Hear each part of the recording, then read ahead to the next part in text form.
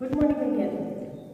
આપણે આગલા પીરિયડમાં પંચમઢી જૈવ આરક્ષિત વિસ્તારના કેટલાક ફોટોસ જોયા, બરાબર। કેટલાક ફોટોસ તમારા પુસ્તકની અંદર પણ આપેલ છે। આની સાથે હું એ પુસ્તકના ફોટોસ છે તમને મૂકીશ, બરાબર। પણ આપણે ટેકનોલ લખવાની બાકી છે, તો અહીંયા એની ટેકનોલ મેં લખી છે, તમે પોઝ કરી અને એને ઉતારી લેજો। તમે પુસ્તકમાંથી પણ લખી શકો છો। પુસ્તકમાં ઘણું બધું લાંબુ છે, એટલું બધું મોટું લખવાની જરૂર નથી। पंचमढ़ी आरक्षण क्षेत्र जैव आरक्षित विस्तार, सौथी पहला तो जैव आरक्षित विस्तार की व्याख्या लखी है। एवो विस्तार है कि ज्यां वसता वन्य प्राणीओ, वनस्पतिओ, सूक्ष्मजीवो उपरांत त्यानी स्थानिक जातिनुं अने संस्कृतिनुं संरक्षण करवामां आवे। आवुं एक जैव आरक्षण क्षेत्र है पंचमढ़ी, जे मध्य प्रदेशमां आवेलुं छे। आ पंचमढ़ीनी अंदर बे अभयारण्यो पंचमढ़ी अने ओरी तथा एक राष्ट्रीय उद्यान सातपुड़ा आवेलू छे। तमारा पुस्तकनी अंदर एनो नक्शो आप्यो छे, जेमां तमे एनो विस्तार पण जोई शको छो। आ विस्तारनी अंदर जोवा मळती वनस्पति सृष्टिमां मुख्यत्वे साग, साल, आंबो, जांबू, हंसराज अने अर्जुन जोवा मळे छे। अने प्राणी सृष्टिमां मुख्यत्वे चिंकारा, नीलगाय, बाटिंडिया छे, उपरांत चित्तल, દીપડો, જંગલી કૂતરો, વરુ વગેરે જોવા મળે છે, બરાબર। આ વિસ્તારની સ્થાનિક જાતિ, હવે સ્થાનિક જાતિ કોને કહેવાય? તો કે એવી જાતિ કે જે કોઈ ક્ષેત્રમાં વિશિષ્ટ રૂપે અસ્તિત્વ ધરાવતી હોય। આપણે આ ટૂંકમાં પછી બે ત્રણ વ્યાખ્યાઓ જોવાની છે, જેમાં સ્થાનિક જાતિની અને જાતિની વ્યાખ્યાઓ છે એ હું તમને લખાવીશ। તો એવી વિશિષ્ટ જાતિ કે જે કોઈ ક્ષેત્રની વિશિષ્ટતા હોય કે તે જ ક્ષેત્રની અંદર જોવા મળતી હોય। દાખલા તરીકે આપણા ગીરના જંગલની અંદર એશિયાઈ સિંહ જોવા મળે છે, તો એ ત્યાંની સ્થાનિક જાતિ છે, બરાબર। એ જાતિ બીજી ક્યાંય જોવા મળતી નથી। તો આવી સ્થાનિક જાતિઓમાં પ્રાણીઓમાં વિશાળ ખિસકોલી, ઉડતી ખિસકોલી અને બાયસન, અને વનસ્પતિમાં જંગલી આંબો અને સાગ। તો આવી સ્થાનિક જાતિઓનું અહીંની એના કુદરતી નિવાસની અંદર જ સંરક્ષણ કરવામાં આવે છે। આજકાલ વધતી જતી વસ્તી અને જંગલોના નાશને કારણે તથા જે તે જંગલમાં નવી જાતિઓને લાવવાનો, એટલે બીજા કોઈ જંગલમાંથી પ્રાણીઓને જુદા જુદા જંગલોમાં વસાવવાનું પણ પ્રોજેક્ટ ચાલુ છે। તો આ બધી જુદી જુદી પરિસ્થિતિઓને કારણે એ વિસ્તારની સ્થાનિક જાતિઓનું જીવન જોખમાય છે, એટલે આવા આરક્ષિત ક્ષેત્રો ઊભા કરવામાં આવે છે। તો અહીંયા પંચમઢી આરક્ષિત ક્ષેત્રની ટૂંકનો છે, તમે પોઝ કરીને લખી નાખજો। હવે એની પછી બે વ્યાખ્યા મેં તમને કીધું એ પણ આપણે જોયું। સ્થાનિક જાતિ કોને કહેવાય?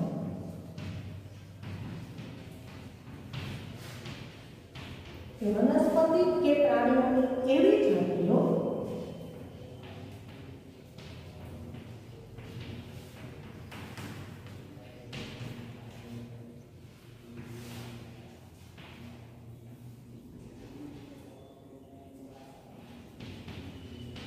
कि जे कोई विशिष्ट क्षेत्र, विशिष्ट कोई एक ज क्षेत्र में विशिष्ट रूपे जोवा मळती होय।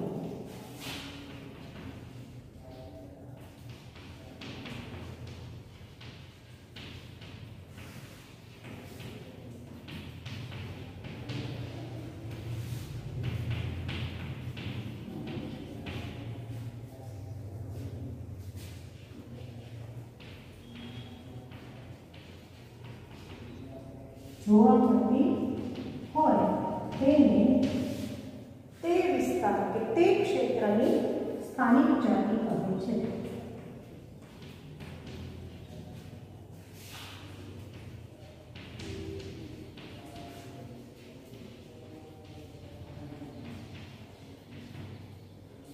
પછી બીજો શબ્દ છે જાતિ। જાતિ એટલે શું? તો કે પ્રાણીઓ કે વનસ્પતિઓ દરેક માટેની જાતિ, બરાબર। તો સજીવોની જાતિ એ એવો એક વર્ગીકરણનો વર્ગ છે કે જે સજીવની વસ્તીનો એક એવો સમૂહ છે કે જે પરસ્પર એકબીજા સાથે પ્રજનન કરી પ્રજનનક્ષમ સંતતિ ઉત્પન્ન કરી શકે, એટલે કે એ લોકો પરસ્પર એકબીજા સાથે પ્રજનન પ્રક્રિયા કરી શકે એને જાતિ કહેવાય છે. સજીવ વનો એવો સમૂહ કે જેના સભ્યો પરસ્પર સભ્યોમાં સૌથી વધુ સમાનતા હોય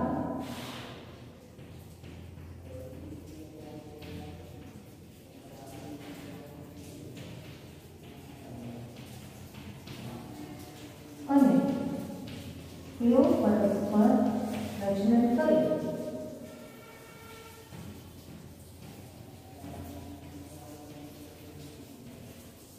પ્રજનન દ્વારા પ્રજનનક્ષમ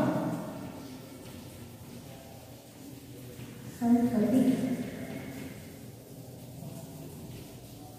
ઉત્પન્ન કરી શકે.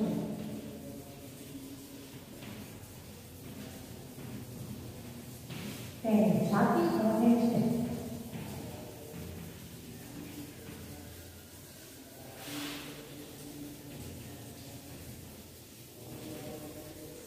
તો જાતિ છે એના સભ્યોમાં સૌથી વધુ સામાન્ય લક્ષણો જોવા મળે, ટૂંકમાં એક જ સરખા દેખાવ જોવા મળે, જેથી આપણે ચોક્કસ કે આ એક જ જાતિના સજીવો હશે. તો અહીં આપણે જૈવ આરક્ષણ ક્ષેત્ર ટૂંકમાં પૂરી કરીએ છીએ અને એની સાથે લગતી વ્યાખ્યાઓ પણ જોઈ. એની પછી છે અભયારણ્ય, પ્રાણી અભયારણ્ય. તો આગળ આપણે અભયારણ્યની સમજૂતી આપી કે કેવો સંરક્ષિત વિસ્તાર કે જે કોઈ ચોક્કસ પ્રાણીઓને ખલેલ વગર એના નિવાસસ્થાનમાં વસવાટ આપે. બરાબર? પ્રાણી અભયારણ્ય પણ હોય અને વનસ્પતિ અભયારણ્ય પણ હોય. અત્યારે આપણે વન્ય પ્રાણી અભયારણ્ય જોવાનું છે. તો વન્ય પ્રાણી અભયારણ્ય છે એમાં કેવી કેવી લાક્ષણિકતાઓ હોય કે તો ત્યાં વસતા છે તે દાખલા તરીકે આપણે અહીંયા ગુજરાતની અંદર એશિયાઈ સિંહ માટે ગીર એક અભયારણ્ય છે. પછી કાળિયા ધરણ માટે કાળિયા ધરણ વેળાવદરનું અભયારણ્ય છે. પછી કચ્છમાં ઘોડખરનું અભયારણ્ય છે. તો આ અભયારણ્ય છે તે કોઈ પ્રાણી વિશિષ્ટ માટે હોય છે અને આ પ્રાણીઓનો એ વિસ્તારની અંદર શિકાર કરવો, એને પકડવું વગેરે પ્રતિબંધિત હોય છે. જો એને ત્યાં શિકાર કરવામાં આવે કે એને પકડવામાં આવે તો એ વ્યક્તિને જેલ પણ થઈ શકે છે. અને ખાસ કે આ જે તે પ્રાણીઓ છે એની સંખ્યા વધુને વધુ ઘટાડો નોંધાતો હોય ત્યારે તેના સંરક્ષણ માટે, તેની સંખ્યા વધારવા માટે અને તેને જૈવ વિવિધતામાં એટલે કે તમે કહો આહાર શૃંખલામાંથી એ પ્રાણીને લુપ્ત થતું અટકાવવા માટે જે પ્રયત્ન કરવામાં આવે છે એના ભાગરૂપે અભયારણ્ય સ્થાપવામાં આવે છે. તો અભયારણ્ય જેવું બીજું એક તમે જોયું છે પ્રાણી સંગ્રહાલય. તો એ અભયારણ્ય જેવું ન કહી શકાય પણ એની જેમ જ પ્રાણી સંગ્રહાલય છે એ પણ પ્રાણીઓના સંવર્ધનનું જ કાર્ય કરે છે. ત્યાં પ્રાણીઓની વિવિધ રીતે સાર સંભાળ લેવામાં આવે છે, પ્રાણીઓની સંખ્યા વધે એવા પ્રયત્નો પણ કરવામાં આવે છે. પણ છતાં પ્રાણી સંગ્રહાલય અને અભયારણ્ય અલગ અલગ છે અને એની વચ્ચે ઘણા બધા તફાવત છે. જેમ કે અભયારણ્યમાં પ્રાણીઓ પોતાના કુદરતી નિવાસસ્થાનમાં વસવાટ કરે છે, જ્યારે પ્રાણી સંગ્રહાલયમાં તમે જોયું હશે કે પાંજરાની અંદર એવું કૃત્રિમ નિવાસસ્થાન આપવામાં આવે છે. અહીંયા એઓને આખો વિસ્તાર મળે છે, જ્યારે અહીંયા એને પાંજરા જેટલો મર્યાદિત વિસ્તાર જ પ્રાપ્ત થાય છે. પછી અહીંયા અભયારણ્યની અંદર એ લોકો પોતે જાતે શિકાર કરી પોતાની જીવન પદ્ધતિ અનુસાર જીવન જીવે છે, જ્યારે અહીંયા એને બહારથી સીધો ખોરાક પાણી આપી દેવામાં આવે છે એટલે એને એની જીવન પદ્ધતિ કે જીવન પ્રક્રિયાઓ છે એ પણ જીવવા મળતી નથી. બરાબર? તો આમ પ્રાણી સંગ્રહાલય અને અભયારણ્ય ઘણી અલગ અલગ વસ્તુ છે. અભયારણ્યની અંદર પ્રાણીઓને જોવા જવું હોય આપણે પાંજરામાં રહેવું પડે, જ્યારે પ્રાણી સંગ્રહાલયમાં આપણે જે તે પ્રાણીને જોવા જઈએ છીએ તો પ્રાણીઓ પાંજરામાં હોય છે અને આપણે એને જોઈ શકીએ છીએ. તો આવી જુદી જુદી ઘણી બધી બંનેની અંદર તફાવત જોવા મળે છે, બરાબર. પણ આપણે પહેલા પ્રાણી અભયારણ્ય છે એના વિશે ટૂંકમાં માહિતી લઈએ. વન્ય પ્રાણી અભયારણ્ય, બરાબર. તો વન્ય પ્રાણી અભયારણ્ય શું છે? તો કે વન્ય પ્રાણી અભયારણ્ય એ કોઈ ચોક્કસ જાતિના પ્રાણીઓ માટે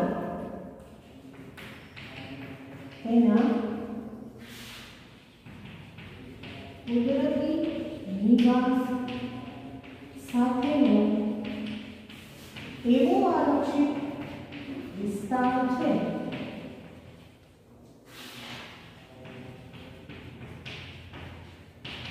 જ્યાં જે તે એટલે જેનું અભયારણ્ય હોય તે જ્યાં જે તે પ્રાણીઓના શિકાર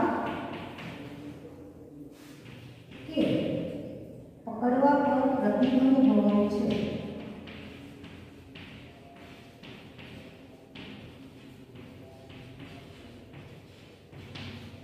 સામાન્ય રીતે લુપ્ત થઈ રહેલી જાતિ એટલે કેવી જાતિ કે જેના સભ્યોની સંખ્યા ઘટી રહી છે. જો એનો બચાવ કરવામાં ન આવે તો કદાચ એવું બને કે છેલ્લા સભ્યો પણ મૃત્યુ પામે તો પછી એ જાતિનું કોઈ પણ પ્રાણી આપણને જોવા મળે નહીં. તો આવી લુપ્ત થતી જાતિઓ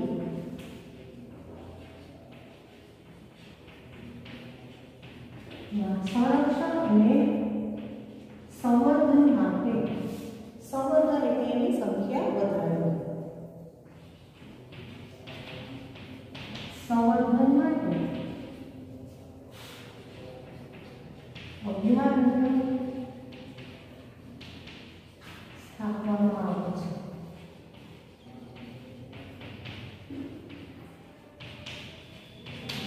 અભયારણ્યમાં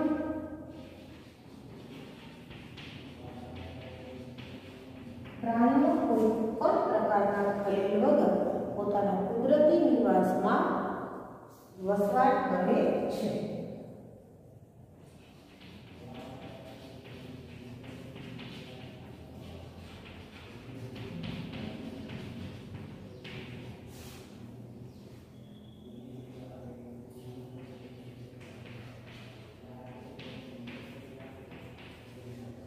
કુદરતી નિવાસમાં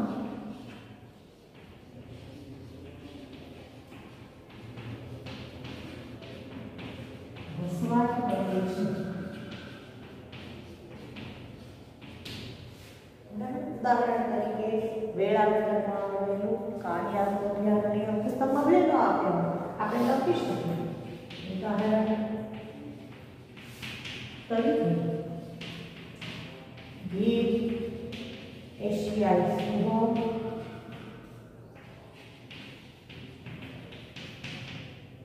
બરાબર.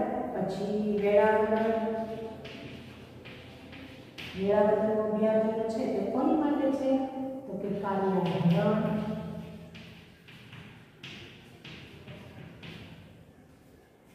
સારું. તો અહીંયા અભયારણ્યની નોંધ પૂરી થાય છે. એની પછી છે રાષ્ટ્રીય ઉદ્યાન. તો રાષ્ટ્રીય ઉદ્યાનમાં આપણે એક જોયું કે પંચમઢીમાં એક સાતપુડા રાષ્ટ્રીય ઉદ્યાન આવેલું છે. પછી તમે મુંબઈ ગયા હશો, ઘણા બધા મુંબઈ ફરવા બહુ જતા હોય તો ત્યાં પણ બોરીવલી રાષ્ટ્રીય નેશનલ પાર્ક આવેલો છે, એટલે કે ત્યાં પણ એક રાષ્ટ્રીય ઉદ્યાન આવેલું છે. તો આ રાષ્ટ્રીય ઉદ્યાન છે એ અભયારણ્ય કરતાં થોડોક વિશાળ એવો આરક્ષિત વિસ્તાર છે કે જે આની જેમ કોઈ એક જ પ્રાણી નહીં પણ ત્યાં નિવાસ કરતી બધી વનસ્પતિઓ અને પ્રાણીઓ છે એનું સંરક્ષણ એટલે કે એના નિવસનતંત્રનું સંરક્ષણ કરવામાં આવે છે. નિવસનતંત્ર એટલે શું? તો કે એ નિવસનતંત્ર એટલે તો કોઈ પણ વિસ્તારની અંદર વનસ્પતિ, પ્રાણીઓ એટલે કે બધા જ સજીવો અને ત્યાં રહેલી ભૂમિ, જમીન, પાણી, હવા, ભેજ, તાપમાન એવા અજૈવિક પરિબળો. તો આ સજીવો અને આ અજૈવિક પરિબળો વચ્ચે જે આંતરક્રિયા થાય એને એ વિસ્તારનું નિવસન તંત્ર.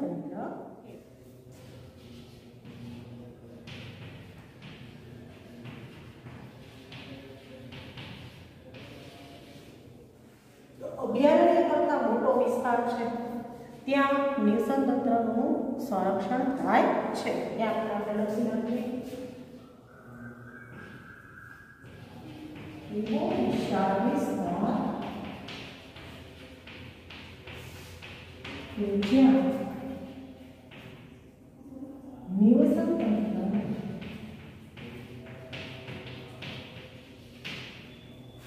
સંરક્ષણ થાય છે.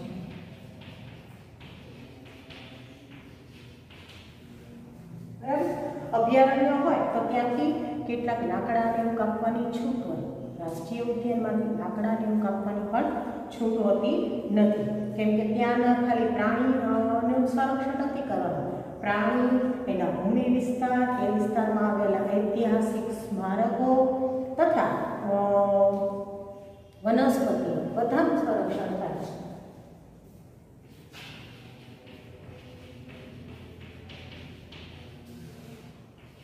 પ્રાણીઓ, વનસ્પતિઓ, ભૂમિ વિસ્તાર,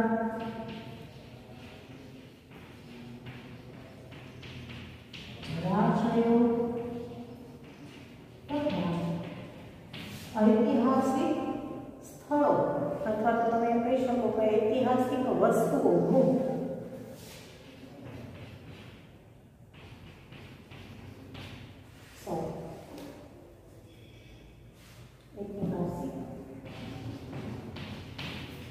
વસ્તુઓનું સંરક્ષણ થાય છે. અહીંયા પણ વનસ્પતિ અને પ્રાણીઓ છે એને કુદરતી નિવાસસ્થાન મળે છે, એમાં પણ કોઈ ખલેલ પહોંચતી નથી. એમાં આપણે જોયું કે સાતપુડા, બરાબર, તો સાતપુડામાં વાઘ આરક્ષિત વિસ્તાર પણ આવેલો છે. આપણે જે પંચમઢીનું સાતપુડા રાષ્ટ્રીય ઉદ્યાન છે, પંચમઢી આરક્ષણ વિસ્તારનો જ એક ભાગ છે, બરાબર. તો આપણે એમાં વાઘના ફોટો મૂક્યા હતા. તો એ જે પંચમઢી આરક્ષિત વિસ્તારમાં જે વાઘ જોવા મળે છે એ ખાસ મુખ્યત્વે સાતપુડા અભયારણ્યમાં જોવા મળે છે, બરાબર. તો સાતપુડા રાષ્ટ્રીય ઉદ્યાન ઉદાહરણ છે. સાતપુડા રાષ્ટ્રીય ઉદ્યાન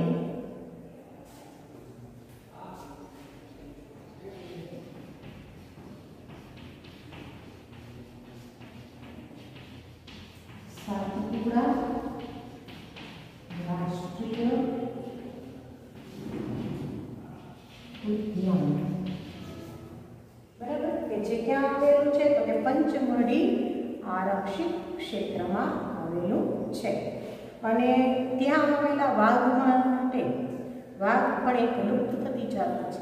તો વાઘ ત્યાં આવેલા વાઘ છે એની ખાસ સંખ્યા ઘટી રહી હતી, તો એનો શિકાર પ્રતિબંધિત કરવા માટે સામાન્ય રીતે વાઘનું ચામડું અને એના નખ મેળવવા માટે વાઘનો શિકાર કરવામાં આવે છે. આવા કેટલાક લોકો શિકારીઓ છે એ ત્યાં જઈ આડેધડ ઘણા બધા વાઘનો શિકાર કરી નાખતા હતા, જેને લીધે વાઘની સંખ્યામાં ઘટાડો નોંધાયો હતો. એટલે મધ્યપ્રદેશ સરકારે પ્રોજેક્ટ ટાઈગર, એટલે વાઘને બચાવવા માટે, એને લુપ્ત થઈ જતા અટકાવવા માટે પ્રોજેક્ટ ટાઈગર એવું એક ખાસ અમલમાં મૂક્યું હતું, બરાબર. તો વાઘના સંરક્ષણ માટે, વાઘના જીવન અને જીવનના સંરક્ષણ માટે અને વસ્તીના વધારા માટે પ્રોજેક્ટ ટાઈગર છે એ સાતપુડા રાષ્ટ્રીય ઉદ્યાનમાં વાઘના બચાવ માટે મૂકવામાં આવેલો મધ્યપ્રદેશ સરકારનો એક કાયદો હતો, બરાબર. આમ તો આ બધા પ્રોજેક્ટ હોય રાષ્ટ્રીય સરકાર એટલે કે આપણી સરકાર આપણે પીરિયડ